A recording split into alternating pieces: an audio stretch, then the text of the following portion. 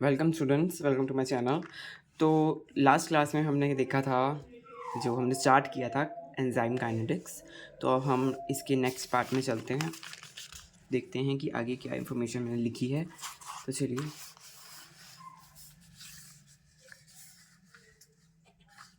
तो यहाँ पे मैंने सारे फार्मूलेज लिखे हैं जो क्या कहते हैं इससे डिराइव होते हैं।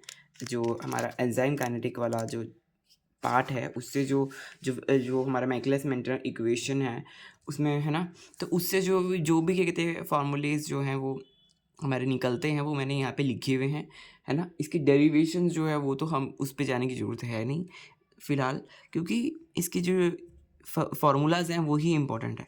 फॉर एग्जांपल जैसे यहाँ पे के कैट का फार्मूला दे रखा है। के कैट का जो के कैट क्या है, कैटालिटिक कांस्टेंट है और टर्नओवर नंबर।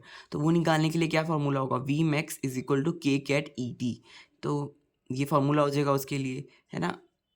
इसके लिए टर्नओवर के लिए और पूरा इस कैटालिटिक जो कांस्टेंट है उसके लिए। स्पीड ऑफ सिंगल एंजाइम निकालना है तो K cat is equal to V max upon enzyme. ठीक है, ऐसे सारे फार्मूले लिखे हुए हैं। के कैट अगर बढ़ता है तो एंजाइम जो है वो फास्ट क्या कहते होता है, मतलब फास्टली एंजाइम अपना काम करेगा। और के कैट अगर कम है उसकी मतलब एफिशिएंसी, के कैट क्या है, कैट का मतलब है कैटालिटिक कांस्टेंट, मतलब एफिशिएंसी को दर्शा रहा है। तो वो उसकी एफिशिएंसी स्लो होगी, बेसिकली वो स्लो काम करेगा एंजाइम, जो के कैट कम है। कैटालिटिक एफिशिएंसी की बात करें तो यहाँ पे कैटालिटिक एफिशिएंसी का भी एक अलग फार्मूला है, जो कि है क्या कहते हैं, K cat divided by K M. K cat divided by K M जो है वो क्या होगा, कैटालिटिक एफिशिएंसी का फार्मूला। और V max independent of substrate dependent on enzyme concentration. जो वी मैक्स होती है वो सबस्ट्रेट से इंडिपेंडेंट होती है, क्योंकि वी मैक्स के टाइम पर सबस्ट्रेट तो है वो पूरा बन जाता है ना। एंजाइम का जो कंसंट्रेशन है वो डिपेंड करता है उसमें, उसमें ये डिपेंड करता है कि वी मैक्स कैसे होगा, मतलब किस कंसंट्रेशन में एंजाइम प्रेजेंट है। हाँ, अगर कम कंसंट्रेशन एंजाइम प्रेजेंट है तो लेट वी मैक्स आएगा ऐसे। अगर ज़्यादा है एफिशिएंसी उसकी एंजाइम की, है ना, तो वो जल्दी वी मैक्स लेके आ सकता है। तो ऐसे डिपेंड करता है। तो ऐसे यहाँ पे डिफरेंट क्या कहते हैं हमारे ग्राफ हैं। एक लाइन वीवर इक्वेशन है ना, और एक हैंस वॉल्फ इक्वेशन है, एक एडी हॉफ इक्वेशन है। तो ये सारी इक्वेशन जो है आपस में क्या कहते हैं को रिलेटेड है, और इसके यहाँ पे डायग्राम, ग्राफ बेसिकली वो भी मैंने यहाँ पे शो करे हुए हैं। थोड़ा जूम करता हूँ। लाइन वीवर इक्वेशन जो है वो 1/v K M 1 max K M divided by V max multiplies 1/सबस्ट्रेट प्लस 1/वी मैक्स। यहाँ पर ये देखिए, इसका जो बना हुआ है ग्राफ, तो इसका जब ग्राफ बना तो ये माइनस में 1/के एम माइनस में है और 1/वी मैक्स यहाँ पे इसको बोलेंगे 1/वी मैक्स। ये इन्वर्टेड है, बेसिकली ये इन्वर्टेड है ना।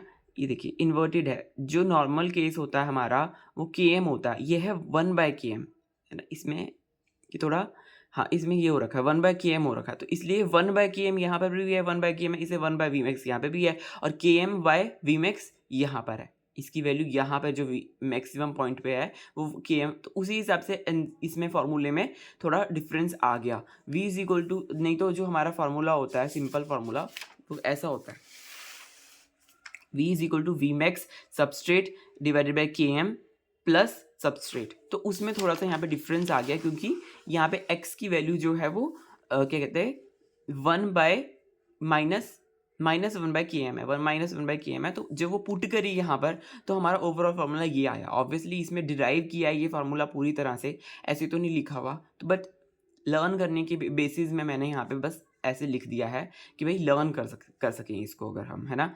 और इसमें हैंस वॉल्फ इक्वेशन में जो ये है इनिबिटर है के एक्स है वो -के एम है, तो उस हिसाब से यहाँ पे डिफरेंस देखने को मिलेगा। उस हिसाब से देखिए -के एम है तो इधर को -के एम है, तो इसका वी मैक ये हाफ क्या होगा, हाफ होगा के एम बाय वी मैक्स।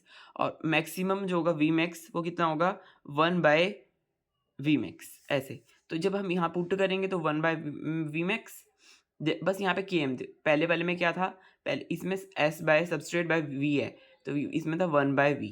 तो इसमें क्या डिफरेंस है, यहाँ पे Km है तो यहाँ पे Km नहीं है, और यहाँ पे 1/S है तो यहाँ पे सबस्ट्रेट ऊपर है, तो Km/Vmax, और 1/mx की जगह है यहाँ पे Km/mx।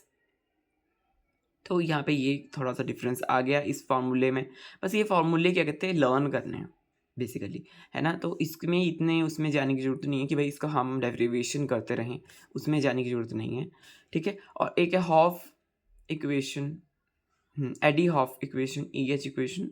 उसमें देखिए x की वैल्यू है, जो x की वैल्यू होगी ना उस हिसाब से यहाँ पे फार्मूला थोड़ा चेंज होगा। तो x की वैल्यू यहाँ पर है Vmax/Km, तो Vmax/Km है, तो देखिए इन्वर्टेड आ गया, पहले ऐसे जा रहा था ग्राफ तो ये ऐसा हो गया, नीचे को हो गया ये ग्राफ। इसका Vmax यहाँ पर है, Km इसका यहाँ पे है, और ये Vmax/Km इधर है इसका नीचे, है ना। तो जब इसमें पुट करा तो हमारे पास ये फार्मूला आया -KmV/S प्लस Vmax, तो ऐसा कुछ फार्मूला बना। तो ये 3 इक्वेशंस हैं, इसके फार्मूले मैंने यहाँ पे लिखे हुए हैं। तो अब हम आगे चलते हैं, एंजाइम इनहिबिशन में चलते हैं, जो बेसिक है, ये बेसिक वाले एंजाइम इनहिबिशन में चलते हैं। ये भी एक एंजाइम इनहिबिशंस की ही इक्वेशंस हैं, बट ये थोड़ी एडवांस है। पर इससे पहले हम थोड़ा बेसिक वाला जो है पढ़ लेते हैं। एंजाइम इनहिबिशन, एंजाइम इनहिबिशन के टाइम पर क्या होता है, देखिए नॉर्मल एंजाइम है कुछ इस प्रकार से काम करता है। नॉर्मल एंजाइम, ये वाला ऊपर वाला जो है वो नॉर्मल एंजाइम है, जो ब्लैक कलर से मैंने ब्लैक पेन से जो ये बनाया हुआ है। रेट ऑफ रिएक्शन है ना, और यहाँ पे सबस्ट्रेट कंसंट्रेशन है। तो ये नॉर्मल एंजाइम आपको बताइए ऐसे जाता है, ऐसे जाता है, ऐसे जाता है, फिर एक पल के बाद वो क्या कहते हैं Vmax अटेन कर लेता है, और फिर वो स्टेबल हो जाता है, स्टेगनेट हो जाता है। तो इस प्रकार से इसका एक ग्राफ बनकर आता है। तो जब कॉम्पिटिटिव इनहिबिशन है, कॉम्पिटिटिव इनहिबिशन क्या करेगा, compete करेगा और उसको थोड़ा रिएक्शन को जल्दी ऐसे करेगा, इसका बढ़ जाएगा।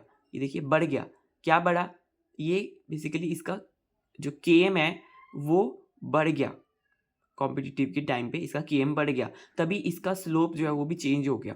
पहले इसका स्लोप थोड़ा ऐसा था, इसका स्लोप यहाँ पे देखिए चेंज हो गया, और फिर ये ऐसे करके ऐसे चला गया। नॉन कॉम्पिटिटिव जो है वो ज़्यादा ऊपर तक नहीं जा पाता, ज़्यादा ऊपर तक नहीं जा पाता, मतलब कि उसका Km रिड्यूस है ना। नॉन कॉम्पिटिटिव के टाइम पे उसका Km क्या है, मतलब Km तो हाँ, नॉन कॉम्पिटिटिव के टाइम पे Km जो है वो ऐसे ऐसे जा रहा है। Vmax जो है वो रिड्यूस है, सॉरी Vmax देखिए, Km नहीं Vmax, यहाँ पे Vmax तो है, यहाँ पे बराबर है, Vmax में तो कोई फ़र्क नहीं पड़ा। कॉम्पिटिटिव के टाइम पे Vmax में कोई फ़र्क पड़ा ही नहीं, और नॉन कॉम्पिटिटिव के टाइम पे Vmax देखिए कम हो गया। Vmax देखिए पहले इतना था, नॉर्मल वाले के केस में Vmax इतना था, फिर जब नॉन कॉम्पिटिटिव के टाइम पे Vmax इतना हो गया, ठीक है। ऐसे ऐसे होता है यहाँ पर। तो यहाँ पे और भी प्लॉट्स हैं यहाँ पे इनहिबिशन से रिलेटेड, तो डिफरेंट प्लॉट्स हैं। 4 प्रकार के प्लॉट्स देखने को मिलते हैं। कॉम्पिटिटिव देखने को मिलता है, एक दिखता है हमें अनकॉम्पिटिटिव, और एक दिखता है हमें प्योर नॉन कॉम्पिटिटिव, और एक मिक्स्ड नॉन कॉम्पिटिटिव, और डिक्सन प्लॉट भी दिखता है। यहाँ पे डिक्सन प्लॉट भी होता है एक, इसमें एक क्वेश्चन आया था डिक्सन प्लॉट से रिलेटेड। बट पहले हम ये 4 जो हमारे मेन जो हमारे वो हैं ग्राफ्स हैं, इसके बारे में हम देख लेते हैं। कॉम्पिटिटिव में जैसे मैंने यहाँ पे अभी बता दिया था कि भाई कॉम्पिटिटिव में क्या होता है, Km जो होता है वो इंक्रीज़ करता है ना। मतलब जो इनहिबिटर जो है यहाँ पे वो क्या कर रहा है, इनहिबिटर जो है वो compete कर रहा है, सबस्ट्रेट के साथ compete कर रहा है, वहाँ लगने के लिए compete कर रहा है, मतलब उसकी सबस्ट्रेट की जगह में जो एंजाइम प्लस सबस्ट्रेट होता है ना, तो वहाँ पे सबस्ट्रेट और इनहिबिटर compete कर रहे हैं आपस उससे जुड़ने के लिए, एंजाइम से जुड़ने के लिए। तो यहाँ पर ये चीज़ है, कॉम्पिटिटिव का मतलब ये है कि भाई सबस्ट्रेट और एंजाइम वहाँ पे कंपटीशन कर रहे हैं, ठीक है। तो यहाँ पे देखिए, और एक ही साइड के लिए एंजाइम में क्या होता है, एंजाइम में आपको पता ही होगा, एंजाइम में बाइंडिंग साइट होती है, तो वो एक ही बाइंडिंग साइट के लिए कंपटीशन कर रहे हैं। हाँ, एक एंजाइम की जो साइट होती है उसमें देखिए एक स्ट्रक्चर होता है, लॉक एंड की मेथड आपने पढ़ा होगा, जैसा लॉक होता है वैसा की होता है। जैसे अगर एंजाइम है और सबस्ट्रेट है, तो एंजाइम फिर वैसा लॉक एंड की मेथड के थ्रू जुड़ते हैं। तो वो अगर साइड बनी हुई है, अगर मान लीजिए कुछ यहाँ बताता हूँ, जैसे ये है, ऐसा है, ये सबस्ट्रेट ऐसा है, तो एंजाइम को ऐसा बन के आना पड़ेगा। और कॉम्पिटिटिव जो इनहिबिटर है वो भी कुछ इस प्रकार से ही बनकर आ रहा है। तो ये सेम साइड के लिए यहाँ पे कंपटीशन कर रहे हैं, दोनों सेम साइड के लिए कंपटीशन कर रहे हैं, इसलिए ये कॉम्पिटिटिव इनिबिशन कहलाएगा। और इनिबिशन का मतलब क्या है, वो इनिबिट कर देगा, आगे नहीं हो पाएगा रिएक्शन, है ना। और सबस्ट्रेट जुड़ेगा तो फिर नॉर्मल केस है हमारा। तो ऐसे ही यहाँ पे नॉन कॉम्पिटिटिव के केस में एक साइड को पाने के लिए वो compete कर रहे हैं, तो इसकी वजह से क्या हो रहा है, Km जो है वो बढ़ रहा है, Km बढ़ रहा है और Vmax जो है वो अनअफेक्टेड है, जैसे मैंने यहाँ पे आपको बताया था। ऐसे देखिए, जब इनहिबिटर है नहीं है तो नॉर्मल ऐसे ऐसा केस है, इनहिबिटर नहीं है, 1/v में v और यहाँ पे 1/α ऐसे लिखा हुआ है।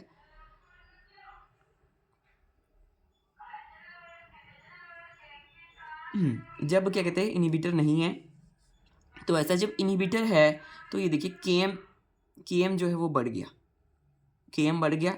यहाँ पे ये यहाँ पर जो इस साइड को जो हमारा होता है ना, वो भी ये थोड़ा ज़्यादा नेगेटिव है, यहाँ पे देख सकते हैं, ये इधर को नेगेटिव है। हाँ, Km इधर को होता है, मैं लिख भी देता हूँ इसमें। देखिए, जो Km होता है, ये Km है, ये है Km, इसको Km डैश बोल दो क्योंकि इनहिबिटर का है। जब इनहिबिटर नहीं है तो ये Km है, तो Km यहाँ से यहाँ आ गया, है ना। मतलब ये वाला जो Km है ये नेगेटिव है, जितना उधर को जाएंगे ये वाला आपको पता ही होगा, ये वाली साइड पॉजिटिव होती है, ये वाली साइड नेगेटिव होती है, तो जितना उधर को जाएंगे तो नेगेटिव है, तो Km क्या हो गया, पॉजिटिव हो गया, मतलब वो बढ़ गया। हाँ, तो वही मैं बता रहा था कि यहाँ पे ऐसे बढ़ गया, तो Km जो है वो नेगेटिव से थोड़ा कम नेगेटिव हो गया, मतलब बढ़ गया, है ना। तो इसलिए यहाँ पे लिखा है Km इंक्रीज हो गया Km, ठीक है, Km इंक्रीज हो गया। और Vmax क्या है, वो अनअफेक्टेड रहता है, क्योंकि अब जब से ऐसे ये आपको दिख रहे हैं, फिर उसके बाद ये कुछ ऐसे प्रकार के हो जाएंगे ना, ऐसे घुमावदार हो जाएंगे कुछ टाइम के बाद। तो अभी फ़िलहाल हम ज़्यादा आगे नहीं जाएंगे, हम इतना ही देखेंगे। तो ऐसे होगा, लास्ट में क्या होगा, जो चीज़ ऐसे जा रही फिर वो ऐसे जाके होगी। पर यहाँ पे कॉम्पिटिटिव के केस में क्या होगा, वो दोनों एक ही पॉइंट पे जाके मिल जाएंगे, तो इसलिए यहाँ पे लिखा है कि Vmax जो होता है वो अनअफेक्टेड होता है। ये है इसमें खेल, बहुत ही ईजी है ग्राफ्स। अब अगर हम अनकॉम्पिटिटिव की बात करें, यहाँ पर अनकॉम्पिटिटिव की बात है, ऑब्वियसली वो कंपटीशन नहीं कर रहा, एंजाइम और इनहिबिटर जो है वो कंपटीशन नहीं कर रहा। एंजाइम इनहिबिटर वो कंपटीशन नहीं करते, तो देखिए यहाँ पे वो अलग है, इनहिबिटर देखिए अलग अलग में अलग साइट में बाइंड हुआ है, और जब इनहिबिटर नहीं है वो दूसरी साइट पे बाइंड हुआ, ऐसा है। हाँ, जैसे यहाँ पे तो एक साइड की सेम साइड पे जाने के लिए वो करते थे, तो यहाँ पर ऐसा नहीं है, यहाँ पे अलग अलग साइड पे वो बाइंड कर जाते हैं, मतलब इनहिबिटर अपनी अलग साइड में बाइंड करता है, और जो नॉर्मल है वो वाला तो अलग करता है, तो इनमें आपस में कंपटीशन हो ही नहीं रहा, ये अनकॉम्पिटिटिव इनहिबिशन है। वो इनहिबिटर कहीं और जाकर, क्योंकि एंजाइम में क्या होता है, एलोस्टेरिक साइट्स भी होते हैं, तो वो ऐसे काम करता है, वो कहीं और जाके काम करता है। और देखिए फिर इनहिबिटर जो है वो देखिए Km उसका यहाँ पे, इनहिबिटर का Km यहाँ पे, Km डैश, अगर मैं लिखूँ Km डैश और Km यहाँ पे, तो Km क्या हो गया, कम हो गया, उधर को चला गया, नेगेटिव हो गया। Km इसमें क्या हो रहा है, आप एरो लगा देता हूँ, तो Km उधर चला गया, ये हो गया नेगेटिव, तो ये नेगेटिव हो गया, इसलिए यहाँ पे लिखा हुआ है कि भाई Km रिड्यूस हो रहा है, Km कम हो रहा है, क्योंकि वो दूसरी साइड में बाइंड कर रहा है फिर, है ना, ऐसा है। और Vmax क्या हो रहा है, वो कम हो रहा है, Vmax भी कम हो रहा है, देखिए। हाँ, Vmax भी यहाँ पे कम हो रहा है, जैसे यहाँ नॉन कॉम्पिटिटिव में भी कम होता है Vmax, और यहाँ पे भी कम होगा Vmax कम होगा, पहले ही मतलब अटेन कर लेगा, Vmax भी कम होगा यहाँ पे, रिड्यूस। तो जो मेन बात है यहाँ पर वो ये है कि वो एंजाइम और सबस्ट्रेट जो है वो, हाँ, वो क्या कहते हैं, आपस में कनेक्टेड है, और इनहिबिटर फिर बाद में आके यहाँ पे लग रहा है, अनकॉम्पिटिटिव के केस में इनहिबिटर बाद में आके लग रहा है, मतलब इनहिबिटर सबस्ट्रेट से कम्पीट नहीं कर रहा, एंजाइम और सबस्ट्रेट आपस में जुड़े हुए, उनकी एफिनिटी ज़्यादा अच्छी है यहाँ पर, एंजाइम और उसकी एफिनिटी बहुत अच्छी है यहाँ पे। और यहाँ पे कॉम्पिटिटिव के केस में एफिनिटी बहुत कम होती है, इसलिए केएम जो है वो ज़्यादा होता है, केएम फिर ज़्यादा होता है। और यहाँ पे एफिनिटी जो है कि एंजाइम और सबस्ट्रेट आपस में जुड़े हुए हैं, फिर बाद में जाके वो इनहिबिटर भी उसमें जुड़ रहा है, फिर वो इनहिबिशन लेके आ रहा है। तो यहाँ पे एफिनिटी एंजाइम और सबस्ट्रेट की ज़्यादा है, इसलिए फिर देखिए यहाँ पे केएम जो है वो कम हो गया, केएम जो होगा वो कम हो जाएगा, आगे चला गया, ये आगे चला गया, मोर नेगेटिव हो गया है ना, केएम फिर कम होगा, ऐसा हाँ यहाँ पे देखने को मिलता है। अब नेक्स्ट देखते हैं प्योर नॉन कॉम्पिटिटिव।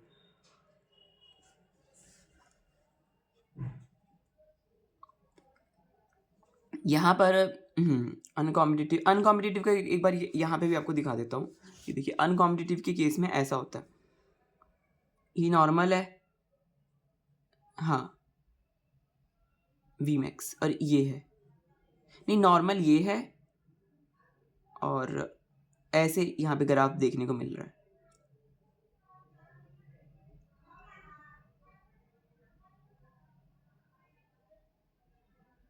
ऐसे ग्राफ देखने को मिल रहा है, कुछ मतलब अलग सा हो रहा है कुछ यहाँ पे है ना, अलग सा हो रहा है। नेक्स्ट देखते हैं नॉन कॉम्पिटिटिव, देखते हैं नॉन प्योर नॉन कॉम्पिटिटिव में क्या है, के एम अनअफेक्टेड, के एम जो है वो अनअफेक्टेड है। देखिए यहाँ पे के एम दोनों का सेम है, यहाँ पे अनकॉम्पिटिटिव में के एम दोनों का सेम है, और वी मैक्स क्या है वो कम हो रहा है, वी मैक्स कम हो रहा है, हाँ तो इसका वी मैक्स कम होगा, ठीक है। ऐसा यहाँ पे बस ये सिचुएशन है, मतलब देख सकते हैं ग्राफ में कि दोनों का पॉइंट सेम है। और यहाँ के केस मिक्स कॉम्पिटिटिव में केस में क्या है, के एम इंक्रीज हो गया, इनिबिशन की वजह से के एम इंक्रीज, देखिए उधर को चला गया, के एम इंक्रीज हो गया, और वी मैक्स भी फिर रिड्यूस हो जाएगा, के एम इंक्रीज हो जाएगा तो वी मैक्स भी रिड्यूस हो जाएगा। अब वी मैक्स किसका रिड्यूस होगा, बेसिकली ये जो पहले वाले का है ना, जो जिसका इनिबिशन नहीं हुआ उसका, तो यहाँ पे कंफ्यूज मत हो कि भाई जो वी मैक्स है यहाँ पे रिड्यूस हो रहा है, अब किसका रिड्यूस हो रहा है, जब पहले नहीं था, इनहिबिटर नहीं था ना, तो उसका वी मैक्स रिड्यूस हो रहा है, ठीक है। ऐसे ही यहाँ पे भी वी मैक्स जो है वो रिड्यूस हो रहा है, पहले वाले का जो इनहिबिशन वाले जिसमें नहीं था इनहिबिशन, जो नॉर्मल केस था वहाँ पे देखिए उसका वी मैक्स जो है वो रिड्यूस हो रहा है। ऐसे ही जब ये अनकॉम्पिटिटिव की बात करी तो यहाँ पे आप देख सकते हैं नॉर्मल वाले का तो रिड्यूस ही हो रहा है ना वी मैक्स, नॉर्मल वाले का रिड्यूस हो रहा है वी मैक्स, और है ना, तो ऐसे ही यहाँ पे देख सकते हैं आप, ये तो फिर अनकॉम्पिटिटिव वाला तो ऊपर जा रहा है, इसका वी मैक्स तो बढ़ रहा है, और नॉर्मल वाले का कम हो रहा है। ऐसे नॉर्मल का वाले का यहाँ पे वी मैक्स कम हो रहा है, उस हिसाब से यहाँ पे ये लिखा हुआ है, ठीक है। और के एम जो है वो इंक्रीज हो रहा है, के एम, हाँ इसका देखिए के एम इंक्रीज हो रहा है, मतलब वो थोड़ा आगे को जा रहा है, इनिबिशन के बाद क्या हो रहा है, थोड़ा आगे को जा रहा है, तो के एम देखो इंक्रीज हो रहा है। तो इस प्रकार से ये सारे ग्राफ्स हैं जो कि बहुत ही ईजी हैं। एक होता है डिक्सन प्लॉट, डिक्सन प्लॉट जो है क्वेश्चन में बस ये आया था, आंसर ये था कि 1/v इज इक्वल टू आई, ये इसका है kinetic factor plot against inhibitory factor, इसमें इनहिबिटरी फैक्टर के आई जो है इनहिबिटरी फैक्टर है, तो ऐसे यहाँ पे दोनों है S1 और S2, ऐसे कुछ इस प्रकार से यहाँ पे देखने में मिलता है। तो इसमें याद ये रखना है कि V1/V इज इक्वल टू आई, ठीक है, ऐसे याद रखना है यहाँ पे। और इफ़ इंक्रीजेज के एम, हाँ डिक्सन प्लॉट की बात होती है, अगर बढ़ेगा डिक्सन प्लॉट तो के एम मल्टीप्लाई ऐसे होगा, अल्फ़ा होगा, और अगर कम होगा तो K M V max divided by alpha होगा, V max divided by alpha, बढ़ेगा तो के एम मल्टीप्लाई अल्फ़ा, तो इस प्रकार से होगा। तो यहाँ पे एक ग्राफ बना हुआ है, उसमें ऐसे शो किया हुआ है, देख सकते हैं 1/, इस ऐसा ग्राफ यहाँ पे देखने को मिलता है डिक्सन प्लॉट का। के एम है यहाँ पे के आई है इनहिबिटरी को जो कोफिशिएंट है इनहिबिटरी, हाँ इनहिबिटरी वाला, और यहाँ पे ये आई है, आई नॉट है। तो जो मेन बात याद रखनी है वो ये है कि 1/v इज इक्वल टू, हाँ 1/v वर्सेज आई, इसमें ये डिक्सन प्लॉट देखने को मिलता है, ठीक है, ये बात आपको याद रखनी है। तो हम आगे चलते हैं, थोड़ा सा एंजाइम और भी बड़ा है ये वाला है ना, एंजाइम वाला जो कंसेप्ट है थोड़ा सा और बचा हुआ है, उसके बारे में देखते हैं। तो आप ऋषभ लाइफ साइंसेस को सब्सक्राइब कर सकते हैं अगर आपको सही लग रहा है लेक्चर्स। बाकी अब देखते हैं क्या लिखा हुआ है। एलोस्टेरिक एंजाइम्स, एलोस्टेरिक एंजाइम्स कैसे होते हैं? एलोस्टेरिक एंजाइम्स जो होते हैं वो, एलोस्टेरिक साइट क्या होती है बेसिकली? एंजाइम में जो साइट होती है ना, एक तो होती है उसकी मेन साइट, है ना, जो जो जो तो उसमें तो जुड़ेगा ही, है ना, सबस्ट्रेट। तो सबस्ट्रेट जो है वो उसमें जुड़ेगा। ऐसे उसके पास ना, एंजाइम के पास दूसरी साइड भी होती है, उसको बोलते हैं एलोस्टेटिक साइट्स। तो वो वाले एलोस्टेटिक और वो एंजाइम्स जो होते हैं उनको एलोस्टेटिक एंजाइम बोलते हैं, जिसके पास एलोस्टेटिक साइट्स होती हैं। तो और जो एलोस्टेटिक एंजाइम्स होते हैं ये कैसे होते हैं, इनकी यहाँ पे कैरेक्टरिस्टिक्स देखिए। Do not follow Michaelis Menten equation, ये माइकलिस मेंटन इक्वेशंस को फॉलो ही नहीं करते हैं, है ना भाई। तो दे आर रेगुलेटरी, कैसे होते हैं? रेगुलेटरी होते हैं ये एंजाइम्स। नो हाइपरबोलिक ग्राफ, इनका हाइपरबोलिक ग्राफ नहीं बनता, इनका सिग्मोइडल ग्राफ बनता है। अभी जो हमने देखा था वो हाइपरबोलिक ग्राफ था पीछे, है ना। और at high substrate show saturation, अगर ज़्यादा सबस्ट्रेट कंसंट्रेशन होगी तो वो सेचुरेशन शो कर देंगे। तो ये एस शेप ग्राफ जो सिग्मोइडल, ऐसा कुछ एस शेप ग्राफ, ऐसे ऐसे ऐसे एस शेप ग्राफ देखने को मिलता है एलोस्टेरिक एंजाइम्स का। तो एलोस्टेरिक एंजाइम्स दो प्रकार के होते हैं, होमोट्रॉफिक होता है, हेट्रोट्रॉफिक होता है। होमोट्रॉफिक मतलब कैन ऑल्टर एलोस्टेरिक साइट, कि भाई ये एलोस्टेरिक साइट जो है उसको ऑल्टर कर सकते हैं।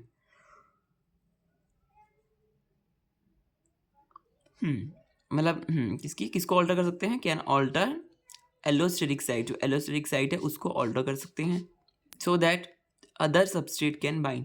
तो उसको मतलब ये ऐसा कर सकते हैं कि जो एलोस्टेरिक साइट है उसको ऑल्टर करके दूसरे सबस्ट्रेट के लिए उसको कर सकते हैं, मतलब कोऑपरेटिविटी है इसके पास। S is equal to M, मतलब इसके पास कोऑपरेटिविटी है, चेंज कर सकते हैं होमोट्रॉफिक वाले। और हेट्रोट्रॉफिक वाले ऐसा नहीं कर सकते। हेट्रोट्रॉफिक वाले क्या है? एंड सबस्ट्रेट और एलोस्टेरिक एंड मॉड्यूलेटर डिफरेंट है, इसका सबस्ट्रेट भी डिफरेंट है, जो एलोस्टेरिक साइट है वो भी डिफरेंट है, मॉड्यूलेटर भी इसका डिफरेंट है। तो S is equal to M नहीं हो सकता। कोऑपरेटिविटी कहाँ देखने को मिलती है? होमोट्रॉफिक वाले में देखने को मिलती है, ठीक है, ऐसे देखने को मिलता है यहाँ पे। अब कोऑपरेटिविटी की बात करें तो यहाँ पर कुछ इस प्रकार से यहाँ पे शो किया हुआ है। एन ये देखिए, एलोस्टेरिक फैक्टर अगर हम डाल देंगे एलोस्टेरिक इफेक्टर, तो सिग्मोइडल ग्राफ जो है, सिग्मोइडल ग्राफ जो है वो बढ़ रहा है अगर हम एलोस्टेरिक फैक्टर यहाँ डाल रहे हैं, इफेक्टर जो डाल रहे हैं। अगर इफेक्टर नहीं डाल रहे तो क्या हो रहा है? घट रहा है। तो इफेक्टर का देखिए काफ़ी बहुत अच्छा काम हो रहा है कि भाई वो जल्दी काम कर रहा है ऐसे। अगर नहीं डाल रहे इफेक्टर तो वो घट रहा है, ठीक है, मतलब पॉजिटिव है, मतलब कोऑपरेटिविटी। एन की पावर, एन जो है वो ज़्यादा है, हिल कॉन्फिशेंट है ये एन जो है वो ज़्यादा है तो पॉजिटिव कोऑपरेटिविटी है, मतलब वो बढ़ रहा है, ऊपर को हो रहा है इसका ग्राफ। और एन कम है 1 से तो नेगेटिव कोऑपरेटिविटी है, कोई कोऑपरेटिविटी नहीं है। कोऑपरेटिविटी कहाँ देखने को मिलती है? होमोट्रॉफिक में देखने को मिलती है, मतलब वहाँ पे एलोस्टेरिक साइड को चेंज किया जा सकता है। बस ये इतनी सी बात आपको यहाँ पे कंसीडर करनी है, मतलब याद रखनी है। मॉडिफिकेशन ऑफ एलोस्टेटिक एंजाइम जो है दो प्रकार के होते हैं, एक होता है रिवर्सिबल मॉडिफिकेशन हो सकती है, और एक इरिवर्सिबल, हाँ इरिवर्सिबल मॉडिफिकेशन, यहाँ पे एर आएगा, रिवर्सिबल और इरिवर्सिबल। यहाँ थोड़ा जिस वो क्या है, एर आएगा यहाँ पर। रिवर्सिबल वाले क्या होते हैं? रिवर्सिबल वाले नॉन कोवलेंट बॉन्डिंग शो करते हैं, कैन सी, हाँ नॉन कोवलेंट बॉन्डिंग शो करते हैं। और जैसे एक्टिवेशन हो गया, इनिबिशन हो गया, ऐसी चीज़ें, देखिए एक्टिवेशन इनिबिशन ऐसी चीज़ें यहाँ पे देखने को मिलती है। कोवलेंट वाले क्या होते हैं? कोवलेंट बॉन्डिंग यहाँ पे शो करते हैं इरिवर्सिबल। कोवलेंट बॉन्डिंग तो वैसे बहुत ज़्यादा देखिए जाए तो कोवलेंट जो बॉन्ड होता है वो जल्दी टूटता नहीं है ना, उस हिसाब से यहाँ पे देखने को मिलता है वो कोवलेंट बॉन्डिंग होती है। तो फॉस्फोराइलेशन, एसिटाइलेशन, मिथाइलेशन, और ये सब चीज़ें क्या हैं? ये सब रेगुलेटरी हैं, रेगुलेटरी, तभी तो इसको बोला गया कि भाई ये सारे रेगुलेटरी है। ये जो हमारा एलोस्टेरिक एंजाइम्स है ये क्या है? रेगुलेटरी एंजाइम्स हैं। तो इस प्रकार से एलोस्टेरिक साइट पे जो है वो मॉडिफिकेशन देखने को मिलती है, तो रिवर्सिबल होगी या तो इरिवर्सिबल होगी। रिवर्सिबल जो होगी एक्टिवेशन इनिबिशन वो तो हम रिवर्स कर सकते हैं। इरिवर्सिबल वाली जो होगी जैसे कोवलेंट बॉन्डिंग होगी तो उसको हम रिवर्स नहीं कर सकते। जैसे कि फॉस्फोराइलेशन हो गया। एक बार फॉस्फोराइलेशन होगा तो उस फॉस्फोराइलेशन से अगर इन्हिबिशन आ रहा है या फिर फॉस्फोराइलेशन से एक्टिवेशन आ रहा है तो वो फिर वो होकर ही रहेगा। एसिटाइलेशन है, मिथाइलेशन है, तो ये सब हमने पढ़ा था। ये सब हमने ये सब रेगुलेशन है, ये सब हमने मॉलिक्यूलर बायोलॉजी में पढ़ा हुआ है सब कुछ।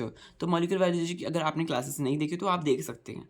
आपको फिर मतलब ये चीज़ें वहाँ पे डिस्कस हुई हैं कि भाई फॉस्फोराइलेशन से क्या होता है, एसिटाइलेशन से क्या होता है, मिथाइलेशन से क्या होता है। मिथाइलेशन ज़रूरी होता है। देखिए जब आगे बढ़ता है, जब तक मिथाइलेशन नहीं होगा तब तक वो आगे जाएगा ही नहीं, प्रोसेस आगे बढ़ेगा ही नहीं, ऐसा होता है। तो वहाँ पे रेगुलेशन की बहुत ज़्यादा इंपॉर्टेंस होती है। कई चीज़ें अगर निकालनी है या फिर जोड़नी है तो उस हिसाब से रेगुलेशन होता है। मतलब रेगुलेशन पॉजिटिव भी है, नेगेटिव भी है। उसमें ऐसा नहीं है कि भाई नेगेटिव ही है रेगुलेशन, मतलब ख़त्म ही करेगा फिर इनहिबिशन ही होगा, ऐसा नहीं होता। रेगुलेशन दोनों प्रकार का होता है, पॉजिटिव भी होता है, नेगेटिव भी होता है।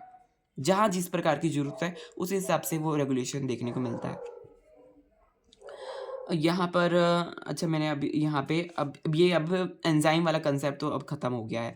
यहाँ पे अब नया कंसेप्ट शुरू हो गया है कि भाई वो हाँ, जो हमारे हम पढ़ते नहीं हैं मॉलिक्यूल्स, बायोमॉलिक्यूल्स, तो वो स्टार्ट हो गया है अब। तो ये इतना ही था जो कि इम्पोर्टेंट जो बात थी एंजाइम एंजाइम के जो कंसेप्ट में, वो मैंने आपको बता दी, है ना? क्या-क्या इम्पोर्टेंट था वो मैंने आपको बता दिया। अब बायोमॉलिक्यूल्स, अब हम नेक्स्ट क्लास से हम बायोमॉलिक्यूल्स पढ़ेंगे। बायोमॉलिक्यूल्स में क्या होते हैं, क्या-क्या होता है? बायोमॉलिक्यूल्स में अमाइनो एसिड्स होते हैं, है ना? और अमाइनो प्रोटीन हो गया, कार्बोहाइड्रेट हो गया, न्यूक्लिक एसिड हो गया, लिपिड्स हो गया, तो ये सब पढ़ेंगे। तो शुरू से पढ़ेंगे पूरा अमाइनो एसिड, न्यूक्लियोटाइड, है ना? शुगर, ये सब हम सारा पढ़ेंगे। तो सारा कुछ देखिए मैंने यहाँ पे बहुत कुछ मैंने लिखा हुआ है। तो बस आप ट्यून्ड रहें मेरे साथ, है ना? मेरे चैनल पे, तो आपको सब कुछ कहते ईज़िली समझ आ जाएगा। और वो भी क्रिस्प नोट्स हैं ये, बहुत ही अच्छे, मतलब बहुत ही, ऐसा नहीं है कि मैंने बहुत ज़्यादा कुछ लिखा हुआ है। इम्पोर्टेंट बातें लिखी हुई हैं, बहुत ही इम्पोर्टेंट बातें लिखी हुई हैं। यहाँ पे क्या था, ग्राफ्स थे 4 प्रकार के। अभी हमने कॉम्पिटिटिव इन्हिबिशन देखा, मतलब इन्हिबिशन 4 प्रकार के देखे हमने, कॉम्पिटिटिव, अनकॉम्पिटिटिव, नॉन कॉम्पिटिटिव और मिक्स्ड वाले। तो ऐसे देखिए, और उसकी इक्वेशंस देखी हमने। ये इन्हिबिशन की ही इक्वेशंस हैं यहाँ पे इन्हिबिशन की डिफरेंट है। अगर ऐसा है 1/km है तो ये होगा, एक्स जो है इनिबिशन जो है वो इसकी -km की इक्वल है तो ऐसा होगा। Vmax/km है तो कुछ इस प्रकार का होगा, एडी हॉफमैन और हैंस वॉल्फ इक्वेशन, लाइनवीवर इक्वेशन। तो इसमें ऐसे पूछ रहे थे कि वहाँ पे क्या डला है, भाई इनिबिशन में 1/km डला है लाइनवीवर बग में, ऐसा भी क्वेश्चन आ जाता है कभी कभी। तो इस प्रकार से, और मैंने यहाँ पे देखिए सारा कुछ लिखा हुआ है, सारे जो जितने भी हमारे फार्मूलेज हैं कि कैटालिटिक एफिशिएंसी जो है वो तो यहाँ है, catalytic efficiency K cat by K M. यहाँ पे है कैटालिटिक कांस्टेंट के कैट का फार्मूला क्या है, V max is equal to K cat E T. और अगर सिंगल एंजाइम्स की स्पीड की बात करें तो K cat is equal to V max upon E, यहीं से निकला है ये के कैट, उधर ई टी उधर चला गया, इस प्रकार से। तो ये सारे एंजाइम्स यहाँ पे हैं। और नेक्स्ट जो प्रीवियस क्लास थी वहाँ पे भी हमने थोड़ा बहुत पढ़ा था, एंजाइम की क्लासिफिकेशन पढ़ी थी। अगर आपने नहीं ये सब पढ़ा है तो आप ज़रूर शुरू कर दें ये पढ़ना, जो कि अभी 2 क्लासें ये भी हुई हैं। तो आप ज़रूर ये सब पढ़ने का शुरू करें, जो कि आपके लिए सही रहेगा। अभी ये शॉर्ट नोट से क्लासेस चल रही हैं तो इसलिए थोड़ा बहुत ही जल्दी मैं पढ़ाऊँगा। और इससे क्या होगा कि रिवीजन मोड वालों को फ़ायदा रहेगा, और जो नए तरीके से पढ़ रहा है उसको भी आइडिया मिल जाएगा कि क्या-क्या पढ़ना है, कैसे पढ़ना है, क्या मतलब कि किस प्रकार से मतलब हमारा कंटेंट है, उसको कंटेंट की समझ होगी। और वो अगर यही पढ़ लेगा, बार-बार इसको रिवाइज़ कर लेगा तो उसके लिए तो सही है, मतलब सबके लिए ये सही है मेरे लेक्चर्स। तो आप ज़रूर चेकआउट कर सकते हैं।